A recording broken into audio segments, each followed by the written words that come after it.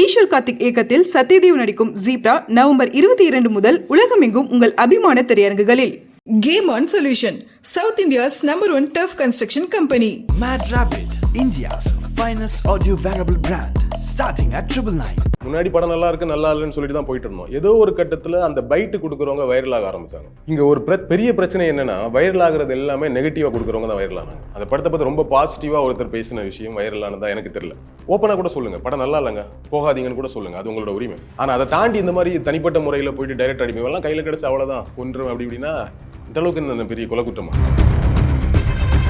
சில channels public review மட்டுமே போட்டக்கூடிய channels இருக்கு. நிறைய இண்டிவிஜுவல்ஸ் வந்து பப்ளிக் ரிவ்யூ மூவி ரிவ்யூ வச்சே சேனல் நடத்துறவங்க இருக்கிறாங்க. இங்க எல்லாரும் பிழைக்கணும்ல, கண்டிப்பா எல்லாரும் பிழைச்சாங்கன்னா எல்லாரும் பிழைக்கிறதுக்கு உரிமை இருக்கு. கட்சி ஆரம்பிச்சாங்கன்னா அவங்க கதை காலி ஆயிடுங்கிறது இங்க எல்லாருக்குமே தெரியும். ஆனா கட்சி ஆரம்பிக்காம அரசியல் மட்டும் பேசுறாங்கல்ல, ஒவ்வொரு இஷ்யூலையும் கருத்து சொல்றாங்கல்ல, அவங்க ரொம்ப டேஞ்சர். அந்த கருத்துக்கு ரொம்ப வீரியம் அதிகம். அதுக்கு பெரிய உதாரணம் கமல் தான். இன்னொரு பக்கம் ரிவ்யூ பண்றதா இருந்தாவே நெகட்டிவா தான் பேசணும். இந்த படத்தை கலாய்க்கணும், 4 விஷயத்தை கலாய்ச்சி கிண்டல் பண்ணி கேலி பண்ணி பேசினா மட்டும்தான் அது போகுது, வியூஸ் போகுது அப்படிங்கிற மாதிரி ஒரு கல்ச்சர் இங்க உருவாயிருக்கிறதை நம்ம பார்க்கலாம். ஏன்னா ஒரு படத்தை பத்தி நெகட்டிவ் ரிவ்யூ நான் பண்ணும்பொழுது எனக்கு ஃபோன் பண்ணி அவரே நெகட்டிவ் ரிவ்யூ கொடுக்குறாரு. அது அந்த தயாரிப்பு நிறுவனத்தில் என்னோட ஃப்ரெண்ட் ஒருத்தர் ஒர்க் பண்றாரு, அவர் கால் பண்றாரு, இப்படி கேட்டாங்க விஷயம் வேணா சொல்லு, எல்லாரும் கொடுக்குற மாதிரி அவரும் காசு கொடுத்துருவோம், பாசிட்டிவ் ரிவ்யூ கொடுக்க சொல்லு, எல்லாரும் கொடுக்குற மாதிரி அவருக்கும் கொடுத்துருவோம். அப்போ எல்லாரும் கொடுக்குறீங்க. இந்தியன் 2, வேட்டையன், கங்குவா இதெல்லாம் வந்து பாக்ஸ் ஆஃபீஸில் வந்து கலெக்ஷன் வைஸே ரொம்ப அடி வாங்குச்சு இந்த ரிவ்யூஸ்னால அப்படின்றாரு. அதாவது இந்த 3 படங்கள் அடி வாங்கினால தான் இந்த அறிக்கையெல்லாம் வெளியிடுறாங்களோ, சின்ன படங்கள் அடிபட்டா ஒன்றும் சொல்ல மாட்டாங்களா அப்படின்ற ஒரு கேள்வி வருதுன்னா. இப்போ இந்தியன் 2 படத்துக்கு நீங்க பப்ளிக் பைட்டு கேட்டீங்கன்னா அங்க இருக்க ஆடியன்ஸ் வெளியே வந்து எப்படி நல்லா இருக்குன்னு சொல்லுவோம்.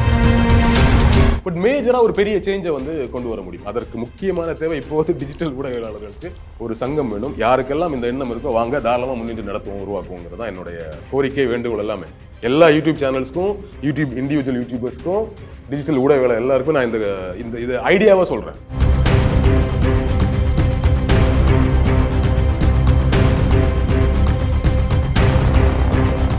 ஸோ இப்போ ரீசெண்ட் டைம்ஸில் வந்து ஒரு நோட்டீஸ் தான் வந்து பயங்கர வைரலாக போயிட்டு இருக்கு. டிஸ்ட்ரிபியூட்டர் திருப்பூர் சுப்பிரமணியன் அவர்கள் வந்து என்ன சொல்லியிருக்காருன்னா, ஒரு படம் ரிலீஸ் ஆச்சுன்னா ரிவ்யூலாம் பண்ண வேணாம், யூடியூப்பில் வந்து என்ன பண்ணுறாங்கன்னா ரிவ்யூ போட்டு படத்தையே கெடுத்துடுறாங்க அப்படின்ற மாதிரி ஒரு விஷயம் சொல்லி ஸ்டாப் பண்ணுன்னு சொல்லி ஒரு நோட்டீஸ் சொல்லிட்டு இருக்காரு. அது ஒரு டிஜிட்டல் ஸ்பேஸ்லேயே ஒரு பெரிய ஒரு எப்படி சொல்கிறது, ஒரு அதிர்வலையை கிரியேட் பண்ணியிருக்கு. அதை பற்றி உங்களுடைய கருத்து? ஆமாம், அவர் திருப்பூர் சுப்பிரமணியன் முதல்ல சொன்னார். இந்த மெயினாக அவர் சொன்னது இந்த பப்ளிக் ரிவ்யூ, நம்ம தேட்டர் வாசலில் போய் பப்ளிக் ரிவ்யூ எடுக்கிறோம் இல்லையா, அந்த பப்ளிக் ரிவ்யூவில் நிறைய நெகட்டிவ் கமெண்ட் வருது. அதாவது ஒரு ஸ்டெப்புக்கு மேலே போய் பேசுகிறாங்க, டைரக்டர் அடிக்கணும், ஹீரோ அடிக்கணுங்கிற ரேஞ்சுக்கு பேசிகிட்டு இருக்காங்க. ஸோ அதனால் அந்த தேட்டரில் அந்த பைட் எடுக்கிறத ஸ்டாப் பண்ணணுங்கிறது அவர் சொன்ன விஷயமா இருந்தது.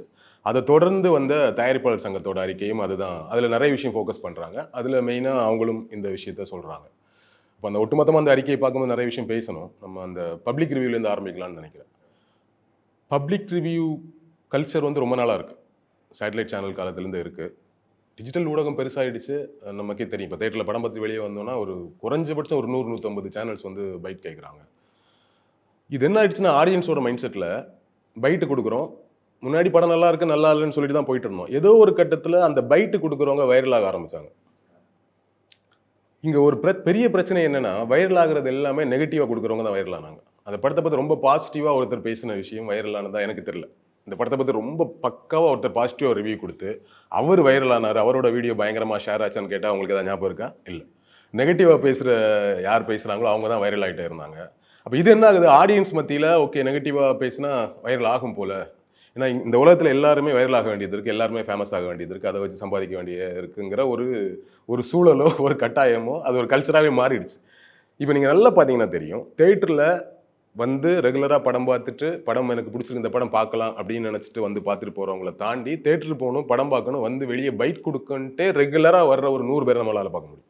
ஆமாம், அவங்க ஏமே வந்து படத்தை பார்க்கணும், வெளியே வந்து கருத்து சொல்லணும் அப்படிங்கிறது தான் அது ஒரு விஷயமா மாறிட்டதுனால வந்து கொஞ்சம் கொஞ்சமாக பேசி காமெடி பண்ணி நக்கல் பண்ணி திட்டி இப்போ அதோட உச்சகட்டமாக இப்போ கங்குவா படத்தில் ஒரு பெரியவர் வந்து பயங்கரமாக திட்டின ஒரு வீடியோ பெருசாக ஷேர் ஆகிடுச்சு.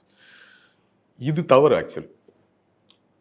இதில் என்னன்னா, ஆடியன்ஸ் வந்து பேசுகிறான் ஓகேவா, அவங்கக்கிட்ட நான் என்ன சொல்லுவேன்னா அப்படியெல்லாம் பேச வேண்டியதில்லை. படம் பிடிச்சிருக்கு பிடிக்கல ஓப்பனாக கூட சொல்லுங்கள், படம் நல்லா இல்லைங்க போகாதீங்கன்னு கூட சொல்லுங்கள், அது உங்களோட உரிமை.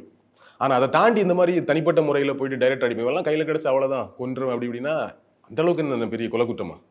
ஒரு படம் எடுத்துருக்குறோம், ஒரு படம் வந்து அவங்களோட பேபி ஓகேவா, இந்த படம் எடுத்திருக்கோம், இதை வந்து பாருங்கன்னு ப்ரொமோட் பண்ணுறாங்க, நல்லா இருக்குதுன்னு சொல்லுவாங்க. ஏன் குழந்தை நல்ல குழந்தைங்க, என் குழந்தை ரொம்ப நல்லா இங்கிலீஷ் பேச தெரியுமா, எவ்வளோ நல்லா ஆடுன்னு தெரியுமாங்கிறது எல்லா அப்பன்னு சொல்லுவோம்.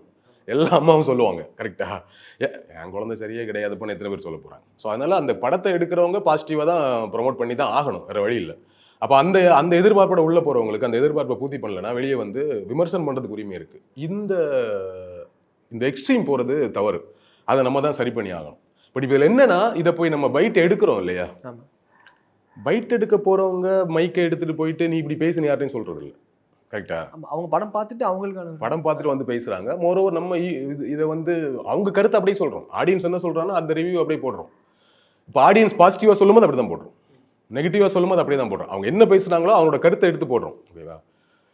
இதை நம்ம எப்படி, இதில் நம்ம தவறு என்ன அப்படிங்கிற ஒரு கேள்வி எனக்கு இருக்கு. இப்போ நம்ம வந்து இதை எடுக்க வேணாம் அப்படின்னு சொல்றாங்கன்னா ஃபைன், எடுக்க வேணாம். இப்போ எஸ்எஸ் மியூசிக் எடுத்துக்கோங்க, நமக்கு நிறைய ஷோஸ் இருக்கு, நமக்கு நிறைய சேனல் இருக்கு, நம்மளால ஒரு பெரிய கெஸ்ட்டை கூப்பிட்டு வச்சு இன்டர்வியூ எடுக்க முடியும், அதில் வியூஸ் பார்க்க முடியும், வருமானம் பார்க்க முடியும். ஆனால் இந்த பப்ளிக் ரிவ்யூவை நம்பி எக்கச்சக்கமான சேனல்ஸ் இருக்கு. சில சேனல்ஸ் பப்ளிக் ரிவ்யூ மட்டுமே போடக்கூடிய சேனல்ஸ் இருக்கு. நிறைய இண்டிவிஜுவல்ஸ் வந்து பப்ளிக் ரிவ்யூ, மூவி ரிவ்யூ வச்சே சேனல் நடத்துறவங்க இருக்கிறாங்க. இங்கே எல்லாரும் பிழைக்கணும்ல, கண்டிப்பாக எல்லாரும் பிழைச்சாங்கன்னு எல்லாரும் பிழைக்கிறதுக்கு உரிமை இருக்கு. வேலை செய்கிறான், காலங்காத்தால் எந்திரிச்சு போய் அந்த செலிப்ரேஷன்லாம் கவர் பண்ணி தேட்டரில் உட்காந்து படம் பார்த்து அதுக்கப்புறம் பைட் எடுத்து அவன் ஒரு வேலையை செய்கிறான். அந்த வேலைக்கான பலனை அவன் அனுபவிக்கிறான். எல்லாரும் லட்சமாக ஒன்று இதில் சம்பாதிக்கல. ஓகேவா? எல்லாரும் கோடியெல்லாம் ஒன்றும் சம்பாதிக்கல. ஒரு யூடியூப்பை வந்து ஆரம்பித்து அதில் இன்வெஸ்ட் பண்ணி அதை ரன் பண்ணால் தெரியும் அதில் என்ன இருக்குன்னு. ஓகேவா? ஸோ அப்போது நம்மள மாதிரி பிராண்ட்ஸு கூட இந்த பப்ளிக் ரிவ்யூ இஷ்யூவில் நமக்கு பிரச்சனை கிடையாது, நம்மளால் மேனேஜ் பண்ணிட முடியும், அதை நம்ம கட் பண்ணிடலாம். பட் இண்டிவிஜுவல்ஸ் எத்தனை பேர் அதை நம்பி இருக்காங்க அப்படிங்கிற ஒரு கொஸ்டின் இருக்குது. அப்போ இதை ஒரு மாதிரி ரெகுலேட் பண்ணணும்.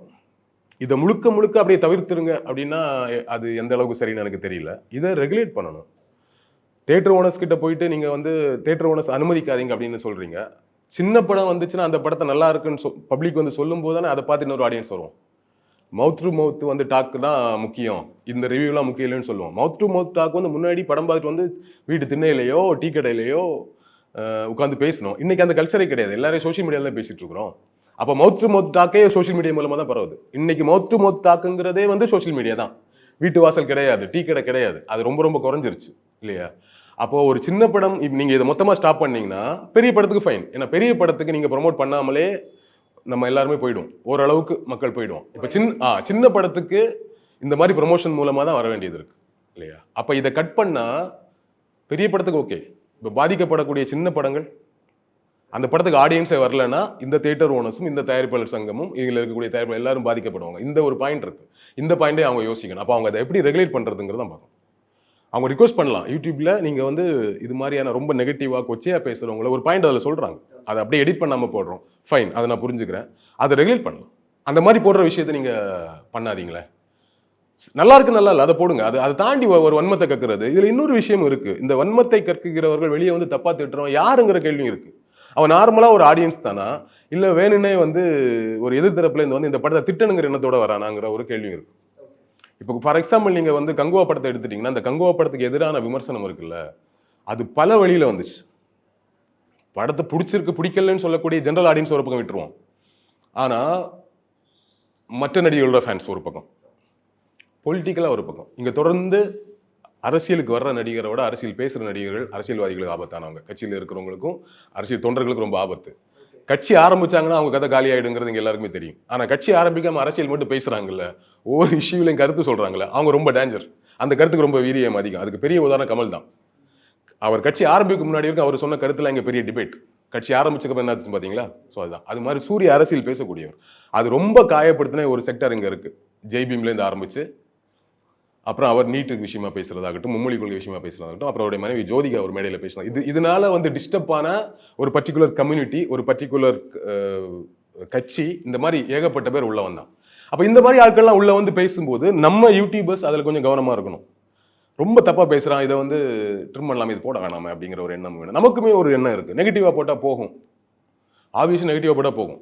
நெகட்டிவான விஷயத்தை பார்க்குறது தான் ஆடியன்ஸும் தயாராக இருக்கும். அப்படிங்கும் பொழுது நமக்கு ஒரு ரெஸ்பான்சிபிலிட்டி வேணும். இவ்வளோ தூரம் நெகட்டிவெலாம் போட வேண்டியதை தூக்கிடுமா, ஓரளவுக்கு நியாயமாக இருக்கிறத போடுங்க ஒரு எண்ணம் நமக்கும் வேணும்னு நினைக்கிறேன். ஓகே. அண்ட் இந்த மக்கள் கருத்தை தாண்டி படம் பார்த்து ரிவ்யூ பண்ணுறவங்க என்ன பண்ணுறாங்கன்னா, படத்தை தாண்டி இருக்க ஹீரோஸ் தனிமனித தாக்குதல் நோக்கி போகிறாங்க, அது ரொம்ப ஹர்ட் ஆகிருக்கு அப்படின்ற மாதிரி ஒன்று சொல்கிறாங்க. அது எந்த அளவுக்கு நல்ல விஷயமா பார்க்குறீங்க? அது நல்ல விஷயமா? இது எப்படி? அது உண்மைதான், அது பொய் கிடையாது. இப்போ ஒவ்வொருத்தருக்கும் ஒரு ஒப்பீனியனும் ஒரு ரசனையும் இருக்குது. இப்போ எனக்கு கமல் சார் படம் பிடிக்கும் அப்படின்னா நான் வந்து கமல் சார் படத்தை எப்படி ரிவ்யூ பண்ணுறேனோ அதே மாதிரி தான் ரஜினி சார் படத்தை நான் ரிவ்யூ பண்ணணும். படம் நல்லா இல்லைனா நல்லா இல்லைன்னு சொல்லலாம். பட் எனக்கு கமல் சாரை பிடிக்கும் ரஜினி சாரை பிடிக்காது அப்படிங்கிற ஒரு ஸ்டேட்டில் நான் இருந்தேன்னா நான் வந்து வேணும்னே ரஜினி சார் படத்தை கலாய்க்கிறது இருக்குல்ல, அதை ஏற்றுக்க முடியாது. அந்த ஒரு ஸ்டைல் இங்கே இருக்குது. ஏன்னா ஒவ்வொருத்தருக்கும் ஒரு ரசனை இருக்குது, ஒரு டேஸ்ட் இருக்குது, ஒருத்தர் பிடிக்காம இருக்குது. அப்படிங்கும்போது எப்படி ஒரு ஆடியன்ஸ் வந்து வேணும்னே எதிர்த்தரப்புலேருந்து வந்த ஒரு ஆடியன்ஸ் எப்படி ஒரு பைட் கொடுக்குறானோ அதே மாதிரி ரிவ்யூவரும் பண்ணக்கூடிய ஒன்று இருக்குது ஒரு பக்கம். இன்னொரு பக்கம் ரிவ்யூ பண்ணுறதா இருந்தாவே நெகட்டிவாக தான் பேசணும். இந்த படத்தை கலாய்க்கணும், 4 விஷயத்தை கலாய்ச்சி கிண்டல் பண்ணி கேலி பண்ணி பேசினா மட்டும்தான் அது போகுது, வியூஸ் போகுது அப்படிங்கிற மாதிரி ஒரு கல்ச்சர் இங்கே உருவாயிருக்கிறதே நம்ம பார்க்கலாம். அப்போ அது உண்மைதான், அதை நம்ம முழுமையாக மறுக்க முடியாது. அப்போ ரிவ்யூன்ற பேர் ரோஸ்ட் மட்டும் தான் பண்ணுறேன். ரோஸ்ட் பண்ணக்கூடியவங்க இருக்காங்க இல்லையா? இப்போ நானுமே ரோஸ்ட் பண்ணிருக்கேன். எல்லா படத்தையும் உட்காந்து ரோஸ்ட் பண்ண வேண்டிய அவசியம் கிடையாது. கரெக்ட். ரோஸ்ட் பண்ணப்பட வேண்டிய படங்களை பண்ணலாம், ஓகேவா?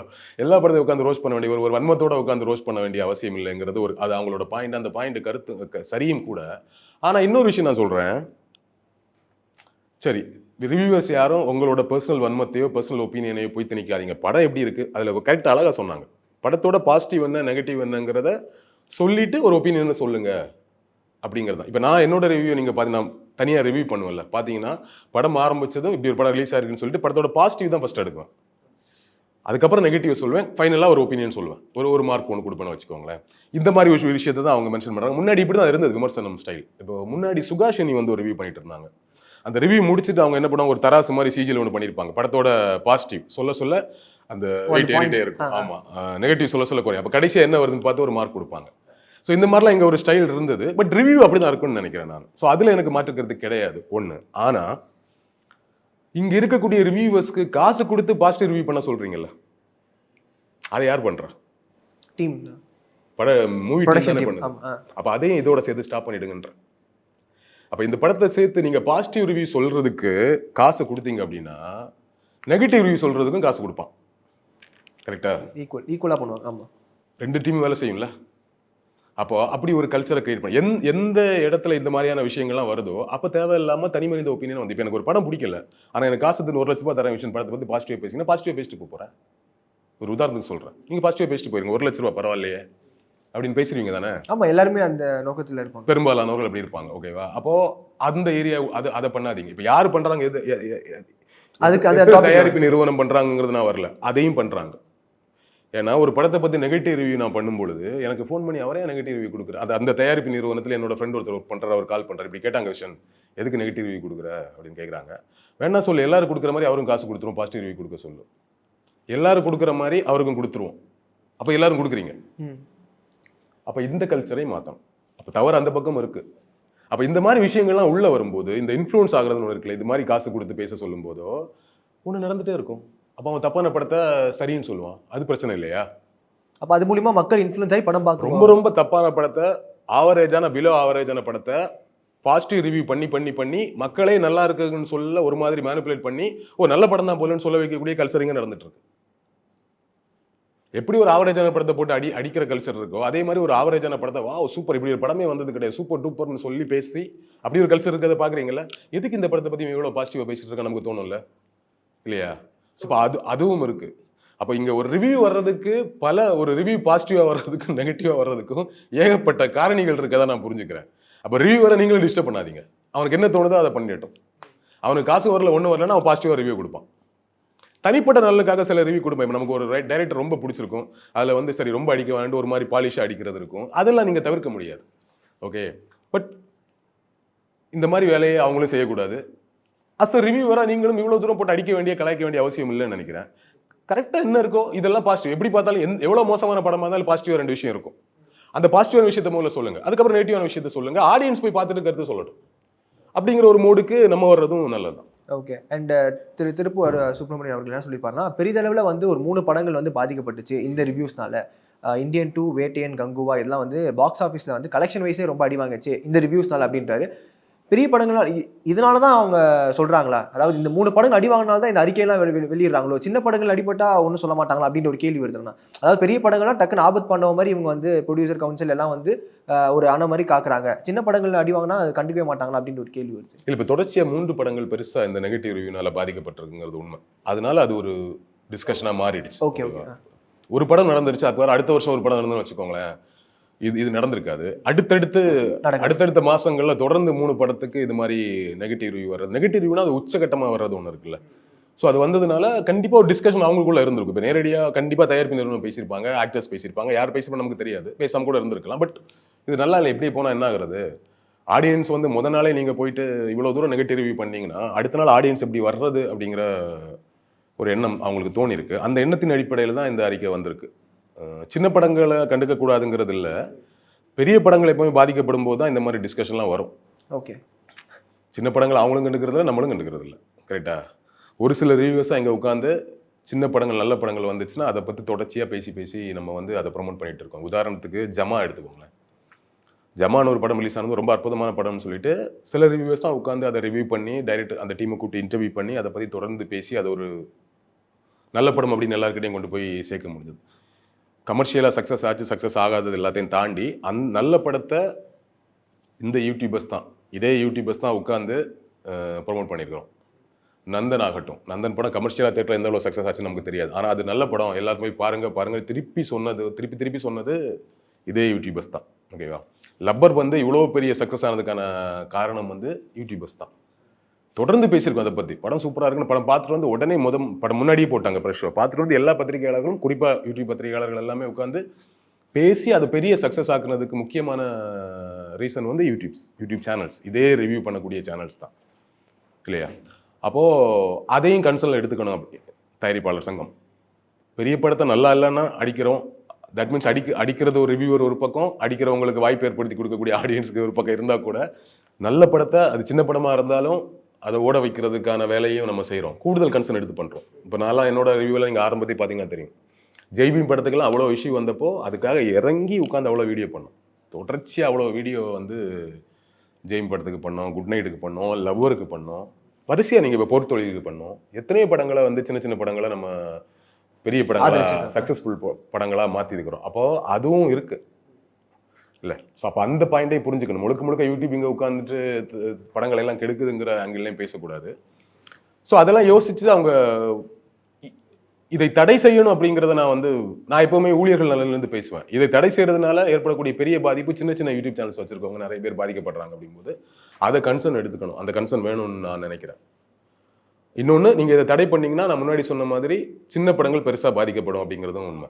ஆனால் அந்த அறிக்கையில் வந்து 3 முக்கிய படங்களை குறிப்பிட்டிருப்பாங்க. வேட்டையன், இந்தியன் 2, கங்குவா. இது 2 படங்கள் வந்து லைக்கா ப்ரொடக்ஷன்ஸும், இன்னொரு படம் வந்து ஸ்டுடியோ வீணும். இப்போ நல்ல ஒரு கருத்து உள்ள படமாக இருந்துச்சுன்னா அது கண்டிப்பாக ஆடியன்ஸ் படம் பார்த்துட்டு வரும்போது அவங்களுடைய பாசிட்டிவான ரெஸ்பான்ஸை கொடுத்துருப்பாங்க. அவங்களுக்கு பிடிச்சிருந்ததுன்னா அவங்களுடைய கருத்துக்களை சொல்லியிருப்பாங்க. அவங்களுக்கு என்ன ரிசீவ் ஆகுதோ அதுதான் வந்து ஒரு பாயிண்ட்டாக வெளியிடுறாங்க இல்லையா? ஸோ நிறைய சுமாரான படங்களும் வந்திருக்கு, நல்ல படங்களும் வந்திருக்கு.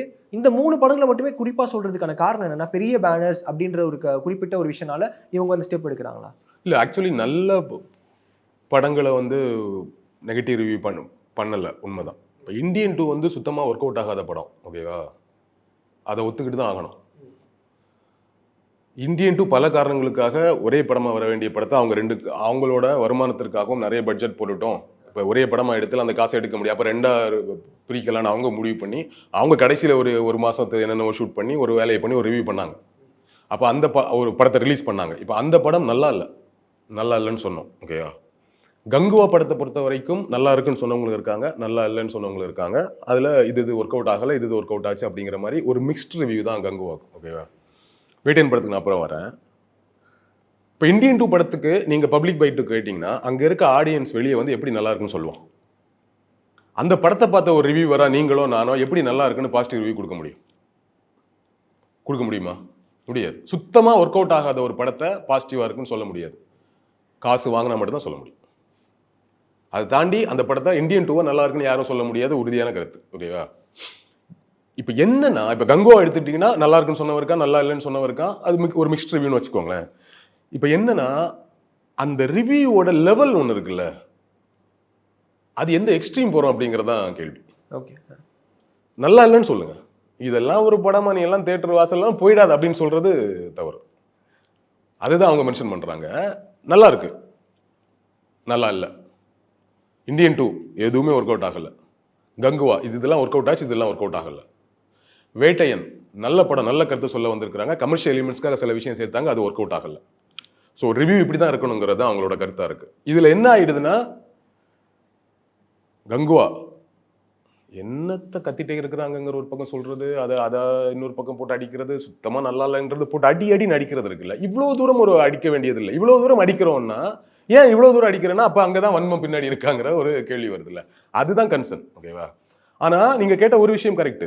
இந்த படம் ஆப்வியஸ்லி எல்லாருக்கும் திருப்திப்படுத்தக்கூடிய ஒரு படமாவோ நல்ல படங்களாவோ இருந்திருந்தா எந்த ரிவ்யூவரும் போயிட்டு நல்லா இல்லைன்னு சொல்ல மாட்டோம் இல்ல. அப்ப நல்ல படங்கள் வந்தா நல்லா இருக்குன்னு சொல்ல போறோம் அப்படிங்கிறத நம்ம சொல்ல வேண்டியது இருக்கு. இன்னொன்னு, நான் எப்பவுமே ஒன்று சொல்லுவேன், இப்போ நானே ரிவ்யூ பண்ணா கூட ரிவ்யூ எல்லாம் பார்க்காதீங்கன்னு தான் சொல்லுவேன். நானே ஃப்ரெஷ்ஷாக போய் ஃபீல் பண்ணலாம். படத்தை பார்க்கணும் முடிவு பண்ணிட்டீங்கன்னா போய் பார்த்துருங்க. படத்தோட போஸ்டரோ ட்ரைலரோ டீசரோ இல்லை அந்த ஆர்டிஸ்டோ ஏதோ ஒரு விஷயம் உங்களை இந்த படத்தை வந்து போய் பார்க்கணும்னு தோணும் இல்லையா, உங்களுக்கு தோண வைக்கும். அப்போ போய் பார்த்துருங்க. ஆடியன்ஸ் வந்து இந்த ரிவ்யூவை பார்த்துட்டு போய் டியூன் ஆகாதீங்க அப்படிங்கிறது தான் வந்து நம்ம சொல்ல முடியும். எல்லா காலகட்டத்திலையும் இது இருந்திருக்கு. முன்னாடியெல்லாம் விகடனோட விமர்சனத்தை பார்த்துட்டு படத்துக்கு போனவங்க இருக்கிறாங்க. இப்போ அதில் நெகட்டிவ் ரிவ்யூ வந்துருந்துச்சுன்னா அதை பார்க்காம போகிறவங்களும் இருந்திருப்பாங்க. ஒரு மினிமம் பர்சன்டேஜ் ஒரு பாதிப்பு இருக்கும். ஓகேவா? ஆடியன்ஸ் கிட்ட நான் அதான் சொல்லுவேன், இந்த ரிவ்யூ எல்லாம் பார்க்காதீங்க, படத்தை பார்க்கணும் முடிவு பண்ணிட்டீங்களா தூக்கி ஓரமாக வச்சுட்டு போய் படத்தை பார்த்துருங்க அப்படிங்கிறத நம்ம சொல்லுவோம். இன்னொரு விஷயத்தையும் நம்ம திரும்பவும் சொல்கிறேன், நல்லா இருக்கிற படத்தை நல்லா இருக்கிற படத்தை நல்லா இல்லைன்ட்டு 99% யாருமே அடிக்க போகிறது இல்லை. ஒரே ஒரு கன்சர்ன் தான் எனக்கு இருக்குது, ஆவரேஜாக இருக்கும் ஒரு படம், அதை போட்டு அடி நடிச்சு காலி பண்ணிடாதீங்கிறது. நல்லா இல்லாத படத்தை, சுத்தமாக ஒர்க் அவுட் ஆகாத படத்தை ஒர்க் அவுட் ஆகலன்னு சொல்லுங்க. ஒரு படம் பரவாயில்லாம இருக்கும், சின்ன சின்ன விஷயங்கள் ஒர்க் அவுட் ஆகாம இருக்கும். இப்போ வேட்டைன்னு எடுத்துக்கோங்களேன். வேட்டைன் வந்து நல்ல படம், ஒரு அற்புதமான கருத்தை சொன்ன படம். கமர்ஷியலா சில விஷயங்களை வந்து பண்ண நினைச்சாங்க, கிளைமாக்ஸ் சில விஷயங்கள்லாம் பண்ணாங்க, அது ஒர்க் அவுட் ஆகல அப்படின்னா அது ஒரு மிக்ஸ்டு ரிவ்யூ தான். அப்ப எது ஒர்க் அவுட் ஆகலையோ அதை சொல்லுங்க. அதை இப்போ இந்த சில விஷயங்கள் ஒர்க் அவுட் ஆகல அப்படிங்கிறதுக்காக மொத்தமா போட்டு அடி நடிக்காதீங்கிற ஒன்று இருக்குல்ல, அதை நம்ம புரிஞ்சுக்கணும். இப்போ கோட்டை எடுத்துக்கோங்களேன். இப்போ கோட்டை எடுத்துக்கிட்டீங்கன்னா அது கமர்ஷியலா பெருசா வசூல் ஆயிடுச்சுங்கிற அப்படிங்கிறதுனால பெரிய பாதிப்பு இல்லை. அந்த படமே போட்டு அடி நடிச்சிருந்தா எப்படி ஆயிருக்கும்? அவர் இன்னைக்கு ஒரு உச்ச நடிகரா இருக்கிறாரு, அதனால அந்த விஷயம் நடக்கல. எப்படி போய் பார்த்துட்டான் எல்லாருமே. ஓகேவா? இப்போ கோட் படத்துக்கு என்ன பண்ணாங்க, எப்படி அடிச்சாங்க தெரியுமா? அந்த படத்தை ஒர்க் அவுட் ஆகாத நிறைய விஷயங்கள் இருந்தது, அதை எடுத்துட்டு மொத்தமா படத்தை அடிச்சாங்க. எல்லா படத்துலையுமே ஒர்க் அவுட் ஆகாத விஷயங்கள் நிறைய இருக்கும். 100% எல்லாராலையும் திருப்திப்படுத்த முடியாது. அப்படிங்கும்போது இதெல்லாம் ஒர்க் அவுட் ஆகலன்னு சொல்லுங்க அப்படிங்கிறது. மொத்தமா போட்டு அடின்னு அடிக்க வேணாம் அப்படிங்கிறது தான் என்னுடைய கன்சர்ன். ஓகே. அண்ட் இவங்க ஒரு ஐடியா வேற கொடுக்குறாங்கண்ணா, இப்போ படம் ரிலீஸ் ஆச்சுன்னா ஒரு 1 வீக் ஃப்ரீயாக விட்டுருங்க, 7th டே அப்புறம் 8th டேக்கு அப்புறம் நீங்கள் படத்தை பார்த்து ரிவ்யூ கொடுங்க, அது வந்து ஆடியன்ஸ்க்கு இன்னும் ஒரு நல்ல ஒரு கிளாரிட்டி கிடைக்கும், நாங்களும் போட்ட காசு எடுத்துருவோம் அப்படின்ற மாதிரி ஒரு ஐடியா கொடுக்குறாங்க. இது ஒர்க் அவுட் ஆகுமாண்ணா இது எக்ஸிக்யூட் பண்ணா? இந்த டிஜிட்டல் யுகத்தில் நீங்கள் இதெல்லாம் கண்ட்ரோல் பண்ண முடியாது. நீங்கள் தேட்டர் வாசலில் பைட் எடுக்கக்கூடாதுன்னு சொல்கிறீங்க, தேட்டரு வளாக சுற்றியும் பைட் எடுக்கணும்னு சொல்கிறீங்க. தேட்டரில் யாரெல்லாம் படம் பார்க்க போகிறதுன்னு எனக்கு தெரியும். தேட்டரை விட்டு வாசலில் விட்டு நீங்கள் வெளியே வந்து ஒரு 10 பேரை கூப்பிட்டு ஒரு கிலோமீட்டரில் இந்த டீ கடை இருக்குல்ல, அதில் வாங்க ஒரு ரிவ்யூ எடுத்துன்னு சொல்லி கூட பண்ணிவிடும். என்ன பண்ணுவீங்க? நமக்கு தெரிஞ்ச ஒரு 10 பேரையே எவ்வளோ பேர் இருக்கா? கரெக்ட். ஆமாம். ஃபோன் பண்ணி நேரம் ஆஃபீஸ் வாசலில் வந்துருங்க பைட் எடுத்துருன்னு போட்டால் என்ன பண்ண முடியும்? தேட்டர் வாசல் தான் எடுக்கக்கூடாது. நான் படம் பார்த்து வந்து எங்கே வேணா எடுக்கிறேன். ஓகேவா? 7 நாளைக்கு அப்புறம் தான் ரிவ்யூ போடணும்னு நீங்கள் சொல்லிட்டீங்க. இப்போ சொல்கிறீங்கன்னு வச்சுக்கோங்களேன். இங்கே இருக்கக்கூடிய மேஜர் பிராண்டாக இருக்கக்கூடிய சேனல்ஸ் ஒரு 25 சேனல் வச்சுக்கோங்களேன். ஒரு 25 சேனல்ஸ் வந்து அதை ஓகே சொல்லிட்டாங்க, நம்ம வந்து பண்ண வேணாம், 7 டேஸ்க்கு அப்புறமே பண்ணலான்னு முடிவுக்கு நம்ம வரோம். ஆனால் இண்டிவிஜுவல் ரிவ்யூவர்ஸ் எத்தனை பேராக இருக்கிறாங்க, அவங்க பாட்டு போட்டே இருப்பாங்க. என்ன பண்ணுவீங்க? அரெஸ்ட் பண்ணுவீங்களா? கேஸ் போட முடியுமா? ஒன்றும் பண்ண முடியாது. டிஜிட்டல் யுகம், இதை நீங்கள் கண்ட்ரோல் பண்ண முடியாது, கண்ட்ரோல் ஆக மாட்டாங்க. ஏன்னா எல்லார் கையிலையும் மொபைல் இருக்கு. இப்போ நார்மலாக ஊரில் ஒரு ரிவ்யூ போட மாட்டீங்களா? நானே போடுறேன் பாரு ரிவ்யூ, ஒருத்தன் மொபைலில் வச்சு பேசி போட்டேன்னா அப்போ எந்த சேனல் ரிவ்யூ பண்ணல, நார்மலாக யாருன்னே தெரியாத ஒருத்தர் ரிவ்யூ பண்ணி ஃபேஸ்புக்கில் போட்டால் கூட அது ஷேர் ஆகும். யார் தான் ரிவ்யூ போடலையே, எவனோ ஒருத்தன் போட்டிருக்கான் ஊரில், இதெல்லாம் தாண்டி பரப்புறான்னு பரப்போம். கரெக்ட். ஷேர் ஆகும், நிறைய ஷேர் ஆகும். அதான் புரியுதா? அப்போ இதை கண்ட்ரோல் பண்ண முடியாது. இப்போ நான் அதனால தான் நான் ஒரு விஷயத்த ரொம்ப முக்கியமாக சொல்லணும்னு நினைக்கிறேன். இந்த டிஜிட்டல் ஊடகவியலாளர் இருக்கும்ல, இந்த டிஜிட்டல் ஊடகங்கள் இருக்குல்ல, ஒன்று நம்மளை இவங்க கண்ட்ரோல் பண்ண முடியாதுங்கிறது ஒன்று. இன்னொன்று, இவ்வளோ விஷயம் சொல்கிறாங்களே, இதில் நமக்கு ஒரு பாதிப்பு இருக்குல்ல, இவ்வளோ பாதிப்பு இருக்குன்னு இந்த நம்ம சார்பாக பேச போகிறது யாரும் இல்லை. யாரெல்லாம் யூடியூப் ரிவ்யூ பார்த்து அதுக்கு ரியாக்ட் பண்ணுறாங்களோ, இல்லை யூடியூப் ரிவ்யூ பார்த்துட்டு படம் பார்க்க போகாமலும் போகிறவங்க இருக்காங்களோ, அவங்களே வந்து இந்த யூடியூப்காரங்களே இப்படி தான் நான் ஒன்றா போயிடுவாங்க மைக்கை தூக்கிட்டு நம்மளே திட்டுறோம். அப்போ அந்த இடத்துல நம்ம பாதிக்கப்படுறோம்.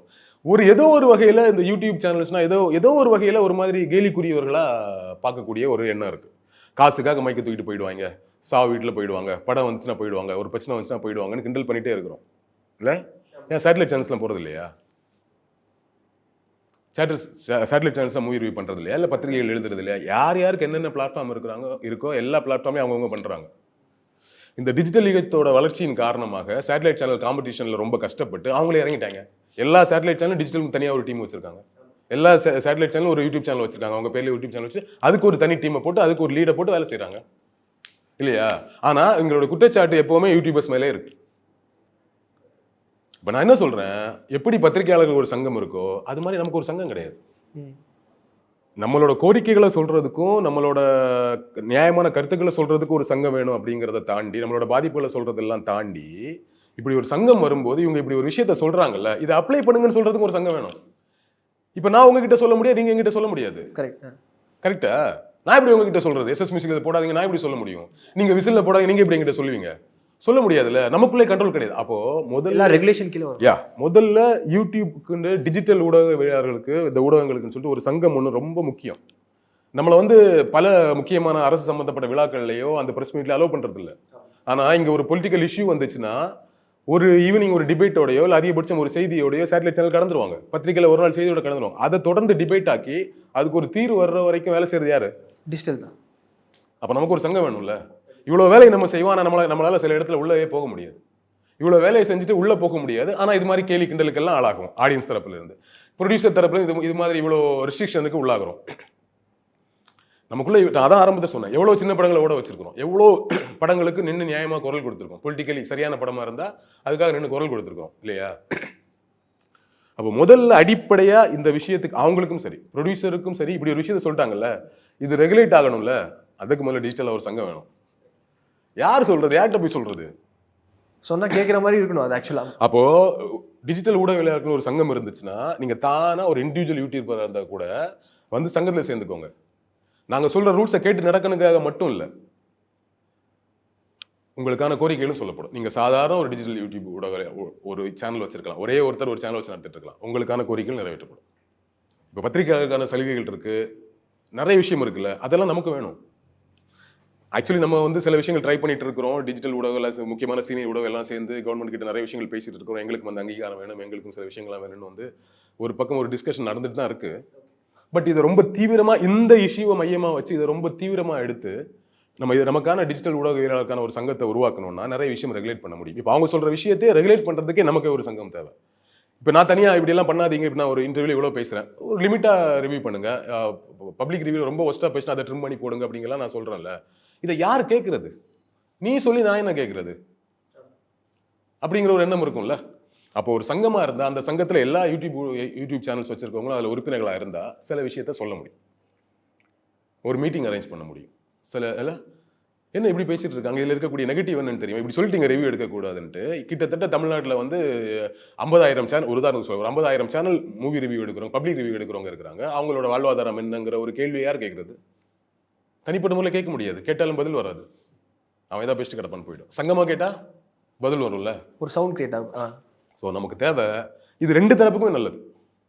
நம்மளாலையும் சில விஷயங்களை ரெகுலேட் பண்ண முடியும், நம்மளுடைய கோரிக்கைகளையும் சொல்ல முடியும், அவங்க சொல்லக்கூடிய விஷயங்களையும் அப்ளை பண்ண முடியும். இப்போ இந்த விஷயத்தை அவங்க நேரடியாக ஒரு அறிக்கையை விடுறாங்கல்ல. இப்போ யூடியூபுக்குன்னு ஒரு சங்கம் இருந்தா அந்த சங்கத்தில் வந்து பேசுவாங்க, இதெல்லாம் கொஞ்சம் சரி பண்ணுங்கப்பா, இப்படி போயிட்டு இருந்தா எப்படி, ஒரு டிஸ்கஷன் இருக்கும். அப்போ அதுக்கு ஒரு அதையும் தாண்டி எக்ஸப்ஷன் அங்கங்கே நடந்துன்னு வச்சுக்கோங்களேன், அதை நம்ம தவிர்க்க முடியாது. பட் மேஜராக ஒரு பெரிய சேஞ்சை வந்து கொண்டு வர முடியும். அதற்கு முக்கியமான தேவை இப்போது டிஜிட்டல் ஊடகவியலாளர்களுக்கு ஒரு சங்கம் வேணும். யாருக்கெல்லாம் இந்த எண்ணம் இருக்கோ வாங்க தாராளமாக முன்னின்று நடத்துவோம், உருவாக்குவோங்கிறது தான் என்னுடைய கோரிக்கை, வேண்டுகோள் எல்லாமே. எல்லா யூடியூப் சேனல்ஸ்க்கும், இண்டிவிஜுவல் யூடியூபர்ஸ்க்கும், டிஜிட்டல் ஊடகவியலாளர் எல்லாருக்கும் நான் இந்த ஐடியாவை சொல்கிறேன். நம்ம முன்னின்று நடத்துறோங்கிறது இது ஒரு ஐடியாவை சொல்கிறேன். இதை எப்படி எக்ஸிக்யூட் பண்ணுறதுங்கிறத உட்காந்து டிஸ்கஸ் பண்ணுவோம், பிளான் பண்ணுவோன்றேன். ஓகே. ஆனால் நீங்கள் இப்போ இந்த ஒரு மேட்டர் சொல்லும் போதே வந்து ஐ ஓப்பனிங்காக இருந்துச்சு. அதாவது டிஜிட்டல் யூடியூபர்ஸ் எல்லாருக்குமே வந்துட்டு ஒரு சங்கம் இருந்துச்சுன்னா அவங்களுடைய கோரிக்கை நிறை கோரிக்கை எல்லாமே அங்கே தீர்க்கப்படும் அப்படின்றது இது வரும் காலங்களில் ஏதாவது நிறைவேற்றப்படும் அப்படின்னு நினைக்கிறேன். அண்ட் இது ஒரு பக்கம் போக அந்த அறிக்கையில் பார்க்கும்போது ஒரு விஷயம் வந்துச்சு. இப்போ படம் பார்த்து ரிவ்யூ பண்ணுறவங்க கொஞ்சம் ஒரு லிமிட்டோட இருங்க பண்ணுங்க அப்படின்னு சொல்கிறாங்க. ஆனால் படம் பார்த்து அந்த ஆடியன்ஸ் வந்துட்டு படம் நல்லா இல்லைன்னு ரொம்ப பேஷிங்கான ஒரு ஸ்டேட்மெண்ட் கொடுக்காதீங்கன்னு அந்த அறிக்கையில் மென்ஷன் பண்ணியிருந்தா அது நம்மளுக்கு கொஞ்சம் ஒரு மாதிரி மனசு ஆறுதலாக இருந்திருக்கும். ஏன்னா படம் பார்க்குறது ஆடியன்ஸ் தான், நம்ம சொல்லி கொடுத்து அந்த ரிவ்யூ வாங்குறது இல்லை. ஸோ அப்போ ஆடியன்ஸ்க்குமே நீங்கள் படம் பார்த்தீங்கன்னா லைட்டாக பேசுங்க, இப்போ படம் நல்லா இருக்கு நல்லா இல்லைன்னு சொல்லுங்க, அதையே ரொம்ப தரம் தாழ்ந்து பேசுறீங்க அப்படின்ற ஒரு விஷயம் இருக்குல்ல, அவங்களுக்கு ஒரு ஸ்டேட்மெண்ட் கொடுத்துருக்கலாம்ல. நம்ம மட்டும் தான் இழிச்சு அதை தொடர்ச்சி அதை செய்யணும். ரொம்ப குறிப்பாக யார் செய்யணும்னா விஜய் அஜித்தும் அதை செஞ்சுருக்கணும் ரொம்ப நாள் முன்னாடியே. நீங்கள் பப்ளிக் ரிவ்யூ விட்டுருங்க, யூடியூப் ட்விட்டர் போங்க, சாரி இப்போ எக்ஸ் தளத்துக்கு போங்க, ரொம்ப மாத்தி மாத்தி அவர் படத்தை இவருக்கு இந்த ரசிகர்கள் குறை சொல்லி, அந்த படத்தை இந்த ரசிகர்கள் சொல்லி மாத்தி மாத்தி சண்டை போட்டு கொச்சையான வார்த்தைகள் பயன்படுத்தி அதை ஒரு கல்ச்சராகவே மாத்துனதுல ரொம்ப முக்கியமான காரணம் விஜய் ரசிகர்கள் இருக்கு. அவங்க தான். அப்போ அந்த காலகட்டத்தில் விஜயோ அஜித்தோ இதுவரைக்கும் வந்து அப்படி பண்ணாதீங்க அப்படின்னு சொல்ல, ஏதோ ஒரு வகையில இங்க கைண்ட் ஆஃப் சண்டையோ கைண்ட் ஆஃப் நெகட்டிவான விஷயமோ தேவைப்படுது. ஒரு பக்கம் திட்டட்டும், அதுவுமே ப்ரமோஷன் தான் அப்படின்னு நினைக்கக்கூடிய காலகட்டமும் இருக்கு. அவன் திட்டட்டுமே, படத்தை பத்தி டாக் போகுது இல்ல, சண்டை போடட்டுமே, சண்டை போட்டால் தானே நம்ம போகிற என்னன்னு தெரியும் நினைக்கக்கூடிய எண்ணங்களும் இருக்கு. பட் சூர்யா அவர்கள் சமீபத்து கடைசியாக கொடுத்த நேர்காணல்ல இந்த திறந்தாழ்ந்த விமர்சனங்கள் வேணாம் அப்படிங்கிற மாதிரி ஒரு விஷயத்த மென்ஷன் பண்ணியிருக்கிறாரு.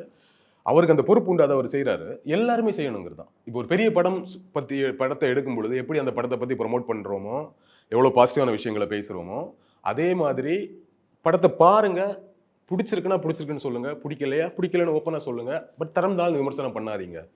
இந்த மாதிரிலாம் நீங்கள் போக வேண்டிய அவசியம் இல்லை அப்படிங்கிற விஷயத்த திருப்பி எல்லா வீடியோஸ் எல்லா ப்ரொமோஷனும் இவங்க சொல்ல வேண்டியது இருக்கு. அப்போ திருப்பி சொல்லும்போது தான் ஓகே தப்பு தான் போலங்கிறது புரிய வரும். குறிப்பாக அதுவும் முக்கியமாக யார் சொன்னாலும் போய் ரீச் ஆகிடாது. பெரிய நடிகர்கள், இப்போ சூர்யா அவர்கள் சொல்கிற மாதிரி விஜய் அவர்களோ அஜித் அவர்களோ மற்ற பெரிய ரஜினி அவர்களோ கமல் அவர்கள், இந்த மாதிரி பெரிய நட்சத்திரங்கள் எல்லாருமே வந்து இதை சொல்லணும், தொடர்ந்து சொல்லி இதை வேணாமே, குறைச்சிக்கலாமே, ஒன்றும் பெரிய ப்ராப்ளம் இல்லை. ஒரு படம் எடுக்கிறோம், நல்லா இருக்கும், எந்த படமே மோசமாக இருக்குங்கிறத யாரும் எடுக்கிறது இல்லை. நல்லா இருக்கும் அப்படி நம்பிக்கைலாம் எடுக்கிறோம். அவங்களோட பேபி ஸ்க்ரீனில் அவங்க பார்க்கும்போது நல்லா இருக்கும்போது அவங்களுக்கு தெரியும். நான் முன்னாடி சொன்ன நம்ம குழந்தை நமக்கு எல்லாமே தெரியும், பாசிட்டிவான விஷயங்கள் மட்டும் தான் கண்ணில் தெரியும். தேட்டரில் போய் ஆடியன்ஸ் சொல்லுமா, ஐயோ ஒர்க் அவுட் ஆகலையே, நம்ம ஒர்க் அவுட் ஆக நினைச்சா ஒர்க் அவுட் ஆகலைங்கிறது தெரியும். ஏன் நம்ம ஒன்று சொல்கிறோம்ல, ஏன் பாசிட்டிவாக ப்ரமோட் பண்ணுறீங்க, அப்படி பண்ணுறீங்க இப்படி பண்ணுறீங்கன்னா ஆப்வியஸ்லி அவங்களுக்கு பாசிட்டிவாக தான் தெரியும். நீங்க பண்ண ஒரு வீடியோ உங்களுக்கு பாசிட்டிவ் தான் பெருசா தெரியும், நெகட்டிவான விஷயம் சின்னதா தான் தெரியும் இல்லையா? ஓகே, அதெல்லாம் சின்ன பிரச்சனை, சரியாயிடும், அப்படி மேனேஜ் பண்ணிடலாம் தான் நினைப்பீங்க. அப்ப அந்த ஒரு நம்பிக்கையில ப்ரொமோட் பண்றாங்க. இன்னொன்னு வந்து பெரிய பட்ஜெட்டை செலவு பண்ணி ஒரு படத்தை ரிலீஸ் பண்றாங்க, பேன் இண்டியா மூவியா கொண்டு போய் சேர்த்தாதான் அந்த படத்துக்கான போட்ட காசை எடுக்க வேண்டியது இருக்கு, அல்லது வருமானம் பார்க்க வேண்டியது இருக்கு, லாபம் பார்க்க வேண்டியது இருக்கு. ஒரு சூழல் இருக்கும்போது அவங்க ப்ரொமோட் பண்ண வேண்டியது இருக்கு. ப்ரொமோஷன்ங்கிறது ஒரு பெரிய கல்ச்சராகவே மாறிடுச்சு. ப்ரொமோட் பண்ணாமல் இனிமேல் இருக்க முடியாது. முன்னாடியெல்லாம் ஒரு கோட் இருக்கும், கூவி விற்கக்கூடாது அப்படின்னு இருக்கும். உன் பொருளை மார்க்கெட்டில் நீ கூவி விற்கக்கூடாது, உன்னுடைய பொருள் தரமானதாக இருந்தால் மக்கள் தேடி வருவாங்கிற ஒரு கோட். அதோட மீனிங் தான் கூவி விற்கக்கூடாதுங்க. இன்னைக்கு மாறிடுச்சு. இன்னைக்கு ரஜினியாக இருந்தாலும் கூவி விற்க வேண்டியது இருக்கு, கமல் அவர்களாக இருந்தாலும் கூவி விற்க வேண்டியது இருக்குது. எல்லா பெரிய ஸ்டாருமே, ஷாருக் கான் எல்லாரையும் வேணா எடுத்துக்கோங்க, பேன் இண்டியா ஸ்டார்ஸ் எடுத்துக்கோங்க, எல்லார் படத்துக்கும் ப்ரொமோட் பண்ண வேண்டியது இருக்கு. அப்போ இந்த ப்ரொமோஷனை வந்து தடுக்க முடியாது. அப்போ இந்த ப்ரொமோட் பண்ணுறீங்களே, இவ்வளோ ப்ரொமோட் பண்ணீங்க, நாங்கள் கடுப்பான அதனால திட்டுறோங்கிறதை நான் ஒத்துக்க விரும்பலை. ப்ரொமோட் பண்ணி தான் ஆகணும். அவங்க என்ன வேணா ப்ரொமோட் பண்ணட்டும், நீங்க ஒரு எதிர்பார்ப்போட போங்க அப்படிங்கிறது தான். ஓகேவா? ஸோ அதனால அவங்க ப்ரொமோட் பண்ணும்போது நீங்க கேட்ட கேள்விக்கு அவங்க அவ்வளவு தூரம் ப்ரொமோட் பண்ணும்போது, எங்களுக்கு இந்த படம் பிடிச்சிருக்கு, நாங்கள் ஒரு படைப்பை எடுத்திருக்கிறோம், ரொம்ப நல்லா வந்திருக்கு, பாருங்க, பிடிச்சிருக்குன்னு சொல்லுங்க, பிடிக்கலன்னு நியாயமான விமர்சனங்க சொல்லுங்க. ஒரு பர்சனல் வெஞ்சன்ஸ் ஆகவோ என்ன ஆகுறான் நம்ம ஆளு, படத்தை பத்தி பாசிட்டிவா பேசினாலே இவன் ட்ரிகர் ஆயிடுறான். என்ன இவ்வளவு ப்ரொமோட் பண்றானே, போய் அடிப்போமைங்கிற மென்டாலிட்டி வந்துடுறான். கரெக்டா? இதெல்லாம் யூடியூப் சேனல்ஸ்ல வச்சு நடத்துறவங்களும் யூடியூப் வந்து படம் பார்த்துட்டு வந்து ரிவ்யூ பண்றவங்க மட்டும் இல்ல, சோஷியல் மீடியால போய் பாருங்க. இப்போ கங்குவா இஷ்யூக்கு யூடியூப் சேனல் ரிவ்யூ பண்ணவங்களும் பப்ளிக் ரிவ்யூ பண்ணவங்களும் மட்டும் இல்ல பிரச்சனை, சோஷியல் மீடியாவில் அவ்வளோ பெரிய வெஞ்சன்ஸோட ஒரு வேலை நடந்தது. அதுல ஒன்று வந்து பொலிட்டிக்கல் ரீசனா நிறைய பேர் போட்டு ஒரு பக்கம் ஒன்று பண்ணா, இன்னொன்று வந்து இவங்க படத்தை பாசிட்டிவா ப்ரொமோட் பண்ணாங்க அப்படிங்கிறதுக்காக அடிச்சவனு இருக்கிறான். இவ்வளோ ப்ரொமோட் பண்றீங்களா, முன்னாடி இவ்வளோ பேசுறீங்களா, பார்த்து வச்சுக்கலாங்கிற மாதிரி மைண்ட் செட்டுக்கு முன்னாடி வந்துடுறான். இப்போ அவங்க ஒரு படைப்பு எடுத்திருக்காங்க, இவ்வளோ தூரம் செலவு பண்ணியிருக்காங்கன்னா ப்ரொமோட் பண்ண தான் செய்வாங்க. நீ கூலாரு, நீ ஏன் ட்ரிகர் ஆகுற? கரெக்டா? இப்போ நம்ம நீங்க ஒரு ப்ராடக்ட்டை எடுத்துட்டு விற்க போறீங்கன்னா அந்த ப்ராடக்ட்டை பத்தி நல்லா தானே பேசுவீங்க, அதே தானே ஒரு ப்ராடக்ட் தானே அது. ஸோ அதனால அதுக்கு நம்ம ட்ரிகர் ஆக வேணாம். இந்த மாதிரி பர்சனலி ட்ரிகர் ஆகுறது, என்ன இவ்வளோ ஓவரா பேசுறானே, சரி அடிச்சுடுவோம், ரொம்ப வளர்ந்துட்டானே அடிச்சுடுவோங்கிற மாதிரி மென்டாலிட்டி வரக்கூடிய ஒரு கைண்ட் ஆஃப் கல்ச்சர் இப்போ கிரியேட் ஆயிருக்கு. அதையும் அட்ரஸ் பண்ண விரும்புறோம். அது வந்து ஒட்டுமொத்த மக்கள் கிட்ட இருக்கு, அது யூடியூபர்ஸ் கிட்டையும் படம் பார்த்து வரவங்க கிட்ட மட்டும் இல்லை, ஓவராலாவே அந்த கல்ச்சர் இருக்கு. அப்போ ஒட்டுமொத்தமாக இவ்வளோ நெகட்டிவிட்டி வேணாங்கிறத இந்த பெரிய ஸ்டார்ஸ் வந்து சொல்லணும், ஸ்ட்ரக்சர் கொண்டு வரணும். சூர்யா அவர்கள் சொன்னதை அவரும் திருப்பி சொல்லணும். இனிமே எல்லாருமே வந்து பெரிய ஸ்டார்ஸ் எல்லாருமே படம் ப்ரமோட் பண்ணும்போதே சொல்லிடுங்க இதையும். இல்ல சொல்ல ஆமா இல்ல, எதுக்கு அதை நியாயமா எடுத்து சொல்லுங்க. நாங்க ஏன் படத்தை ப்ரமோட் பண்றோங்கிறது, ஏன் அவங்க படத்தை ப்ரமோட் பண்றாங்கன்ட்டு நான் சொல்லிட்டு இருக்கேன். ஏன் படத்தை ப்ரமோட் பண்றாங்கன்னு அவங்க சொல்லணும். ஏன் நாங்கள் படத்தை ப்ரொமோட் பண்ணுறோம், இவ்வளோ பட்ஜெட் செலவு பண்ணியிருக்கோம், இவ்வளோ தூரம் சொல்லி நாங்கள் போய் நின்று டான்ஸ் ஆடி பாட்டு பாடி ஒவ்வொரு ஸ்டேட்டாக போய் பண்ணாதான் இந்த படத்தை தேட்டரில் ரிலீஸ் பண்ண முடியுது, அதை தாண்டி ஆடியன்ஸை தேட்டருக்கு வர வைக்க முடியுது. நான் அவ்வளோ பட்ஜெட் போட்டிருக்கோம், ஒரு நல்ல படைப்பு எடுத்து அதை எல்லாருக்கையும் கொண்டு போய் சேர்க்கணும்னு நினைக்கிறோம். நஷ்டப்பட்ட அடுத்த ஒரு படைப்பு எடுக்க முடியாது.